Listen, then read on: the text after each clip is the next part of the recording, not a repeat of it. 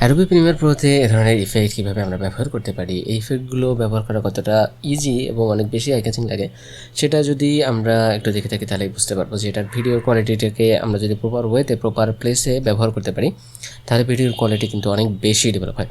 তো first of all আমরা Adobe Premiere Pro থেকে দেখবো কীভাবে এই ধরনের গ্লোয়িং আউটলুক ইফেক্টগুলো ব্যবহার করতে পারি।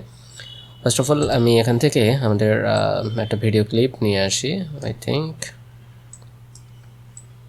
ওকে, ড্রাগ অ্যান্ড ড্রপ করে নিয়ে আসছি, এটাকে একটু জুম করে নেই। লাইসেন্স আমি এখান থেকে এটাকে ডুপ্লিকেট করে নেব, অল প্রেস করে আর একটা উপরে নিয়ে নিই এবং উপরটা সিলেক্ট থাকা অবস্থায় এখান থেকে ইফেক্টস অ্যান্ড কন্ট্রোলে গিয়ে আমি সার্চ করব ফাইন্ডেজ, FINDEG। ওকে, ফাইন্ডেজ ইফেক্টটাকে এটাকে উপরে লেয়ারে বসিয়ে দেবো। একইভাবে এখান থেকে সার্চ করব টিন্ট ইফেক্ট, দেন হচ্ছে এটাকেও উপরে বসাই দেই, দেন হচ্ছে গাউশন ব্লার, দেন এটাকে এটার উপরে বসাই দিই, দেন হচ্ছে উপরে দিয়ে দিয়েছে VR glow, GLOW VR glow, এটাকে এটার উপরে বসাই দিই। এখন আমাদের ইফেক্টসগুলো কিন্তু এখানে ইফেক্টস কন্ট্রোলে শো হবে, এটা সিলেক্ট থাকা অবস্থায়, যেহেতু আমরা এই লেয়ারে ইফেক্টসগুলো ব্যবহার করেছি। ফার্স্ট অফ অল আমরা এই যে ফাইন্ড এজ এটাকে এখান থেকে ইনভার্ট করে দিব, তাহলে এটা ইনভার্ট এরিয়াগুলো দেখা যাবে, আর যদি ইনভার্ট না করে দিই তাহলে এটা হোয়াইট অংশগুলো দেখা যাবে। তো আমরা এটাকে ইনভার্ট করে দিই, যে পোর্শনে আছে সেটা দেখা যাবে। একইভাবে আমরা টিন্ট ইফেক্টে যাই এবং এখান থেকে কালারগুলোকে চেঞ্জ করতে পারি। আমরা এই যে ব্ল্যাক কালারটাকে চাইলে এখান থেকে চেঞ্জ করতে পারি এবং হোয়াইট যে অংশটা আছে এটাকে আমরা আদার্স যে কোনো একটা কালারে কালারাইজেশন করতে পারি। ওকে, আমরা যাবো হচ্ছে গাউশন ব্লার, এটাকে একটু ব্লারিনেস করব, আমি এটা অ্যারাউন্ড 5 রাখি। দেন হচ্ছে ভিআরগুলো এখান থেকে এটাকে 0 করে দিতে পারি, অলমোস্ট 0। ওকে 0। দেন হচ্ছে গ্লো ব্রাইটনেস এটাকে 1.50 করে দেই, আই থিঙ্ক 1.50। ওকে, আমাদের ডান। দেন হচ্ছে আমরা যাবো অপাসিটিতে এবং অপাসিটিতে এখান থেকে ব্লেন্ড মোড বা এখান থেকে এটাকে করে দেবো স্ক্রিন, তাহলে আমরা কিন্তু একটা আউটলুক দেখতে পাচ্ছি অলরেডি, তাই না? আমরা চাইলে এখান থেকে কালারটাকে কিন্তু চেঞ্জ করে রেডে দিতে পারি, তাহলে এটার সাথে খুব সুন্দরভাবে এটা ম্যাচিং কালার হয়ে যাবে। Okay good. দেন আমরা এখন অপাসিটি স্ক্রিন, দেন হচ্ছে স্কেলের পজিশন, কোন পজিশনে আমরা এটা বসাইতে চাই, এই পজিশনে বসাবো, তাই না? এই পজিশনে কি ফ্রেম বসাবো সেটা হচ্ছে স্কেলে এবং হচ্ছে অপাসিটিতে, কেমন? এবং একটা ফ্রেম সামনে গিয়ে পিছনে গিয়ে এটার অপাসিটিটাকে 0 করে দিই, 0। এবং একটু সামনে গিয়ে আমরা এখানে আসি 1 or 2 সেকেন্ড পরে সামনে গিয়ে এখান থেকে 1 or 2 সেকেন্ড পরে সামনে গিয়ে এই পোর্শনে আমরা এটার ভ্যালুটাকে বাড়িয়ে দিই 150 এবং এখান থেকে অপাসিটি এটাকে কমিয়ে দেই 0%।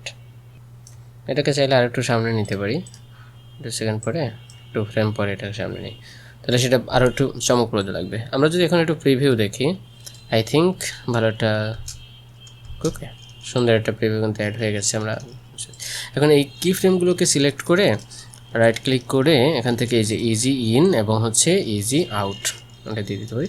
দেন হচ্ছে এটার কার্ভ বের করবো আমরা, এখান থেকে এটাকে এক্সপ্যান্ড করলে এটার কার্ভ বের হয়ে যাবে। আমরা এটাকে একটু জুম করে নেই। ওকে, দেন এখান থেকে যে কি ফ্রেমের উপরে ক্লিক করলে এখান থেকে এই যে কার্ভের ইয়েগুলো বের হয়ে যাবে। আমরা এখান থেকে ধরে এই পজিশনে নেই এটাকে, তাহলে ফার্স্টে অনেক দ্রুত দেখা যাবে এবং এই কার্ভটা কিন্তু এভাবে রাখতে হবে। আমরা এখান থেকে এটার একটু বাড়াই দিই আর কি, তাহলে একটু ফার্স্টে দেখা যাবে। এবং নিচের এই পোর্শনে আসলে জুম আউট করি, এই পোর্শনে আমরা ক্লিক করি, পোর্শনে ক্লিক করলে এটাকে এক্সপ্যান্ড করে ক্লিক করলে আমাদের কার্ভটা বের হয়ে যাবে, এক্সপ্যান্ড কার্ভ। ওকে, দেন হচ্ছে এখান থেকে এটাকে ধরে আমরা এই পোর্শনে নিলে সাপোজ এই যে, তাহলে এই পোর্শনটা অনেক দ্রুত দেখতে পাবো আমরা, কেমন? ওকে, এখন আমরা একটু প্রিভিউ যদি দেখি, আই থিঙ্ক সুন্দর একটা প্রিভিউ কিন্তু অ্যাড হয়ে গেছে। ওকে গুড, তাই না? আমরা চাইলে এত দ্রুত যদি না দেখতে চাই তাহলে একটু ইয়ে করে দেবো, তাহলে এত দ্রুত শো হবে না। ওকে, যদি উপরে যাই, এটা ক্লিক করলে তাহলে আস্তে আস্তে সব হবে। ওকে, এবং আমরা যদি এখান থেকে এগুলো হচ্ছে মোশন গ্রাফিক্স এবং অপাসিটি স্কেল, এবং হচ্ছে এখান থেকে অপাসিটির স্কেল, এটাকে একটু জয়েন্ট করে নিই। এই ফ্রেমগুলোকে যদি একটু এই দিকে নিয়ে আসি তাহলে আরও স্লো দেখা যাবে আই থিঙ্ক। দেখুন,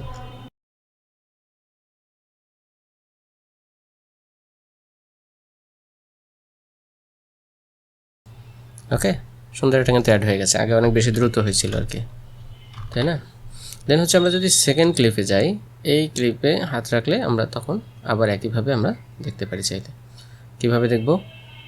এই সকল কি ফ্রেমটাই আমি এখান থেকে বসাই দিই। ইফেক্টগুলো তো সব অ্যাড করাই আছে, তাই না?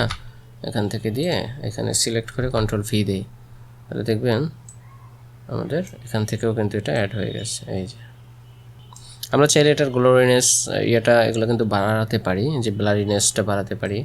যেমন এখান থেকে এটার ব্লারিনেসটাকে বাড়াই দিলে আরও বেশি একটু ব্লার হবে আর কি। এটা নির্ভর করবে আর কি। যেমন প্রিভিউ দেখি। ওকে, গুড গুড। এখান থেকে কি ফ্রেমগুলো এখানে বসানো হয় না আর কি, পারফেক্ট হয় নাই। Good enough. আমি এই দুইটা কি ফ্রেম একটু পরে নিয়ে আসি এইখান থেকে। যদি একটু প্রিভিউ দেখি। গুড।